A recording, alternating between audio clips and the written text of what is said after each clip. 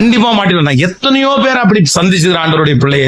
கணவன் குடிகாரர், தன்னுடைய 2 பிள்ளைகள் சித்திரவதை தாங்க முடியாதுன்னு சொல்லி தன்னுடைய கணவனாரை விட்டு விட்டு வெளியூருக்கு போய் இன்னைக்கு அந்த பிள்ளைங்க எல்லாம் கல்யாணம் ஆயிட்டாங்க, எல்லாம் திருமணமாய் செட்டில் ஆயிட்டாங்க. ஆனா இன்னைக்கு 20 ஆண்டு தாண்டி அந்த அம்மா யோசிக்கிறாங்க, இல்ல நான் அன்னைக்கு எடுத்த முடிவு ரொம்ப தப்பான முடிவு. அன்னைக்கு யார் சொல்லியும் கேட்கல, என்ன பண்ணியும் கேட்கல. என்ன எனக்கு வாழ தெரியாதுன்னு நினைச்சியா, எனக்கு போக தெரியாதுன்னு நினைச்சியா, எனக்கு சம்பாதிக்க தெரியாதுன்னு நினைச்சியா, என் பிள்ளைகளை என்னால படிக்க வைக்க முடியாதுன்னு நினைச்சியா, உன் முன்னாடி படிக்க வைக்கிறனா இல்லையான்னு பாரு. அவ்வளவுதான். அந்த ஒரு வைராக்கியம். இன்னைக்கு 20 ஆண்டுகள் தாண்டி அந்த அம்மா அவ்வளவு கஷ்டப்பட்டு இருக்கிறான். இல்ல நான் மிஸ் பண்ணிட்டேன், என்னதான் இருந்தாலும் கொஞ்சம் பொறுமையா போயிருக்கலாம், ஆண்டவர் மாத்தி இருப்பாரு. இன்னைக்கு நினைச்சு என்ன பிரயோஜனம்? முடிவு எடுத்து இத்தனை வருஷம் தாண்டி யோசிச்சு என்ன பிரயோஜனம்?